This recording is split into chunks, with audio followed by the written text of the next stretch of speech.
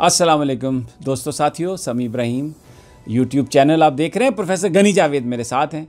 थोड़ा कुछ 2-4 हफ्तों के बाद आपसे मुलाकात हो रही है और उसकी वजह कि मेरे वालिद साहब का इंतकाल हो गया। उससे पहले मैं कुछ बीमार रहा, फिर प्रोफेसर साहब के साथ ज़रा सोशल डिस्टेंसिंग भी करना थी, तो इसलिए आपसे रब्ता नहीं हो सका, आपसे इस यूट्यूब चैनल के ज़रिए मुलाकात नहीं हो सकी। बीच में 1-2 दफ़ा हमारे एसोसिएट जो हैं उसामा साहब, उन्होंने कोशिश की और आप तक इंफॉर्मेशन और प्रोफेसर साहब की गुफ्तगू पहुंचाई, लेकिन अब इंशाअल्लाह वो जो एक सिलसिला था वो हमने उसका बाकायदा उसको अब रिज्यूम कर दिया है।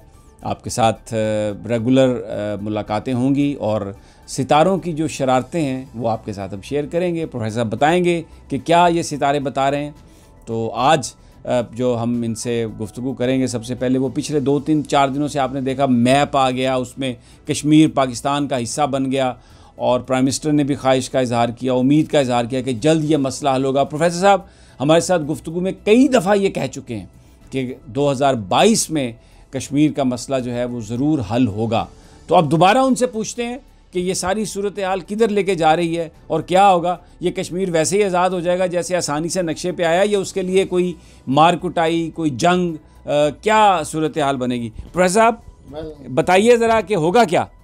सर ये जो सूरत हाल है, नहीं, मैं पकड़ता हूँ, आप बस करते रहें बात। जी ये जो सूरत हाल है ये दिन ब दिन बिगड़ेगी। जहाँ तक प्लानट के तल्लुक़ है, जो कि भारत के अपने खाने में आए हुए हैं, वो दिन ब दिन प्लानट उसी तरफ जा रहे हैं जिसकी तरफ अभी आप इशारा कर रहे थे कि हालात जो हैं और बिगड़ते जाएंगे। और ये जो पार्टीशन और ये जो बाउंड्रीज़ हैं, कश्मीर का मसला जब हल होगा ये नक्शा ये नहीं रहेगा, इंडिया पाकिस्तान वाली बातें ख़त्म हो जाएंगी। फिर ये एक ही रीजन होगा, बाउंड्री नहीं होगी। फिर पता नहीं कितने साल हम रहेंगे, फिर वही पार्टीशन आएगी। तो ये जब तक हिंदू और मुसलमान बाकी हैं ये सिलसिला जारी रहेगा और 70-75 साल के बाद एक दो फिर ये बिगड़ने वाला है। इस बिगड़ाव में जो अच्छी बात होने वाली है, जो इस बिगड़ाव में रिडीमिंग फ़ीचर है, जो अच्छी बात होने वाली है, वो ये है कि कश्मीर का मसला हल हो जाएगा और वो 2022 में होगा। उसकी तरफ हालात चल पड़े हैं। अच्छा ये बताइए कि जब ये मसला इस तरह से हल होगा और आप कह रहे हैं कि ये हिंदू मुस्लिम जब तक हैं ये मामला चलता रहेगा, तो क्या फिर हम बतौर नेशन एमर्ज करेंगे? क्या होगा? हमारे बेसिकली प्लैनेट्स आपको क्या बताते हैं अगर आप रीड करें तो? बहुत बड़ी रगड़ और बहुत बड़े टेंशन आ रही है। जंग की शक्ल में हो या वैसे हालात अदल बदल हो जाए, थल पथल होने लग जाए सियासी तौर पर, और या बैन-अक़वामी वाक़यात की ज़द में हम आ जाएं, तो इन सारे वाक़यात की रूह से इनको मद्देनज़र रखते हुए ये बात वाज़ेह तौर पर नज़र आती है कि बसीत कौम के, बल्कि मैं ये कहूँगा बसीत मुसलमान होने के, हम एक दफ़ा फिर एक होने वाले हैं। तमाम मुसलमान मुल्क एक हो जाएंगे और ये जो एक हो जाएंगे उसकी बुनियाद ये जो इंडिया ने फितना पैदा करना है अभी इस खित्ते में, जो इंडिया फितना पैदा कर चुका है कश्मीर की शक्ल में या मज़ीद पैदा करने वाला है, उसकी वजह से मुसलमान फिर इकट्ठे हो जाएंगे। तो यूँ समझ लीजिए कि एक दफ़ा फिर बसीयत एक कौम के हम मजबूत हो जाएंगे, बल्कि ये इंडिया का जो नक्शा है ये सरासर बदल जाएगा। अच्छा ये बताइए कि चाइना भी एक बड़ा मेन करैक्टर है, बहुत बड़ी कुव्वत है। आप कई दफ़ा पहले कह चुके हैं कि उनके लिए भी बड़े चैलेंजेस हैं। तो इस सारी सूरत हाल में चाइना, भारत, अमेरिका क्या देखते हैं आप? हाँ जी, ये आपने सही बात की है कि जो चाइना है उसको बहुत ज़्यादा ख़तरनाक है, सब ममालिक से ज़्यादा ख़तरनाक है। उसके प्लैनेट जो हैं वो ज़्यादा चैलेंजेस उसको सामने आ रहे हैं आने वाले सालों में। उसको कई यूरोप का मुकाबला करना पड़ेगा, अमेरिका का करना पड़ेगा, इंडिया का करना पड़ेगा। तो बहरहाल मैन पावर आपको पता है चाइना की जो कुछ है उसके समय जो उन्होंने डेवलपमेंट की है, जो वहाँ वो तरक्की करते करते जिस स्टेज पर वो आ चुका है चाइना, वो इन तमाम चैलेंजेस का मुकाबला करेगा, फेस करेगा। लेकिन बड़ी टेंशन आएगी, बड़ी जंग आने का ख़तरा है जिससे बड़ी तबाही आएगी। लेकिन जब भी कोई जंग आती है, पहली जंग अजीम आई तो जो कॉलोनियलिज़म है बरतानिया ने बपा किया था वो टूट गया। दूसरी जंग अज़ीम आई, मज़ीद टूटा और हम आज़ाद हो गए। दूसरी जंग अज़ीम ने हमारे लिए वो एक आज़ादी, हमारे लिए आज़ादी की शम्मा जलाई, शम्मा जला दी और उधर उन्हें धुआं फैल गया। तो ये जितने बड़े वाक़यात होते हैं, जैसे कि अब होने वाला है, आने वाला है, बहुत जंग की शक्ल में आने वाला है, बहुत बड़ा कोई वाक़या आ रहा है, जंग ना सही कोई और वाक़या आ रहा है, तो हर वाक़े के बाद कोई ना कोई बेहतर सूरत हाल सामने आती है, कोई ना कोई मसला हल हो जाता है।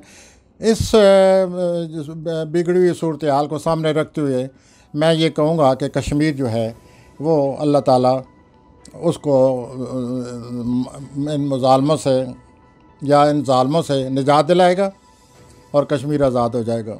इसके अलावा और भी बहुत कुछ अच्छी बातें होंगी, लेकिन सबसे बड़ा तोहफ़ा यही है। अच्छा, ये बताइए कि जो वतन अज़ीज़ है उसके अंदर भी बड़ी टेंशन चल रही है, अपोजिशन, वज़ीर आज़म बड़ा आपस में टाइम पटास हो रही है, तो ये बताएं कि इमरान खान साहब का फ्यूचर कैसे देखते हैं आप? ये हमेशा आपने कहा है कि चैलेंजेस तो आ रहे हैं। बिल्कुल आ रहे हैं और अभी मज़ीद आ रहे हैं, और अभी जो सितंबर, अक्टूबर, नवंबर हैं वो तो इमरान साहब के लिए बहुत ज़्यादा चैलेंजेस ला रहे हैं। उनको बहुत ही मुखालफत का मुकाबला करना पड़ेगा, और वो बहुत मुखालफत भी ऐसी होगी जिसका उन्हें वक्ती तौर पर हल ही नहीं मिलेगा। वो नवंबर के बाद उनको कोई हल मिलेगा कि मैं इनके साथ क्या करूं। तो वो बड़ी बड़ी टेंशन आ रही है उनके लिए। लेकिन जो उनके जो ड्राइविंग फोर्स है, जिसको हम मरीख कहते हैं, ड्राइविंग फोर्स जो इंसान की होती है, वो उनके हक़ में है। It means he will face the challenge and he will win because of Mars. मरीख उनके हक़ में है, वो जीत जाएगा। मुझे ये बताइए, फ़ौज के साथ ताल्लुकात कैसे रहेंगे हुकूमत के? ये आपने इतने सेंसिटिव सवाल, आप अक्सर जब भी मैं बैठता हूँ आपके साथ, आपको क्यों शौक है सवाल? तो ये फ़ौज के नाम से आप डरते क्यों हैं प्रोफेसर साहब? क्या उससे वो क्या कहते हैं? डरता नहीं हूँ, जो ट्राई टू अंडरस्टैंड मी। मैं समझता हूँ कि ये सेंसिटिव इशू है और आप बार बार सवाल करते हैं। तो सेंसिटिव इशू पे तो लोग सुनना चाहते हैं ना। अब जो बात लोगों के जहनों में है, जो सवाल है, प्लैनेट से एक चीज़ बता रहे हैं, तो आप तो प्लैनेट्स को देख के बता रहे हैं, आप कौन सी अपनी कोई राय बीच में दे रहे हैं? तो प्लैनेट के रूह से तो अपना समय बरखुरदार वो यूँ है कि ये फ़ौज जो है इसका साथ दे रही है। मैं साथ देना गलत कह गया हूँ। मैं यूँ कहूँगा कि फ़ौज और इमरान साहब एक ही, they are on the same page, ये साथ साथ जा रहे हैं। और वो नवंबर में जाकर फ़ौज को कोई मसला आएगा। ये मुझे बताइए, यहाँ पर बड़े लोग जो तबसरा करने वाले हैं वो कहते हैं आज इलेक्शन हो तो नून लीग जीत जाएगी, और बस ये इलेक्शन होने वाले हैं और वो जीत जाएंगे। तो ये मरियम, नवाज़ शरीफ, शहबाज शरीफ, ये वाकई कोई प्लैनेट्स इनके दोबारा इक़्तिदार में आने के बन गए हैं? सर जी, ये जो अपने मोहतरम छोटे भाई हैं, छोटे मियाँ शहबाज शरीफ साहब, उनको तो अभी और ज़्यादा परेशानियाँ आने वाली हैं। बज़ाहिर ऐसे लगता है जैसे वो बचते जा रहे हैं। प्लैनेट ये कह रहे हैं कि वो फंसते जा रहे हैं और उनके लिए आगे सूरत हाल ख़राब है, उनको कोई फ्यूचर नहीं है फ़िलहाल। और मियाँ साहब जो हैं, उनके जो पैसा इकट्ठा किया हुआ है, ज़ख़ीरा अंदोज़ी पैसे की जो की हुई है, वो अगले 2.5-3 साल में उनका पैसा निकल जाएगा, और पहले निकल चुका है। मरियम जो है वो अपने बाप से उसके वैसे इख्तलाफात हैं, और ये नवंबर आने वाला है, मरियम को फिर मज़ीद मुखालफत आने वाली है। तो Mariam has no chance, I tell you. वो 6-7 साल प्लैनेट उसके उलट आया हुआ है, उसकी अपनी अज़वाजी ज़िंदगी को भी ख़तरा है। तो this is all situation is developing, ये सूरत हाल बनती जा रही है। तो मैं ये कहूँगा कि ये जो लोग हैं अपनी तरफ से पूरी कोशिश कर रहे हैं एक मुखालिफ पार्टी के, हुकूमत के मुखालिफ पार्टी के हसीस से, लेकिन ये कामयाब नहीं होंगे।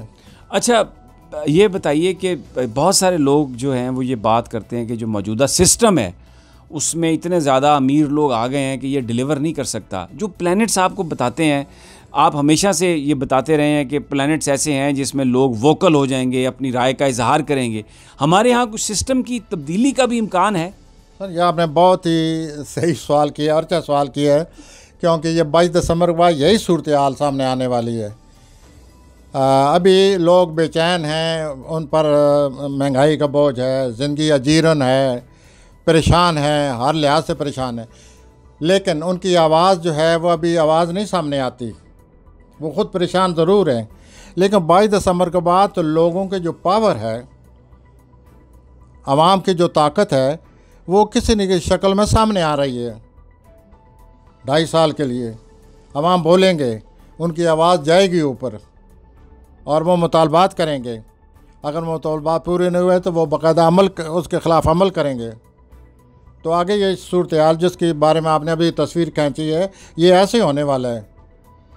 आवाम बोलेंगे और आवाम इज़हार करेंगे अपनी परेशानियों, तकलीफ़ों और ख़राबियों का, जिसके नीचे दबे जा रहे हैं।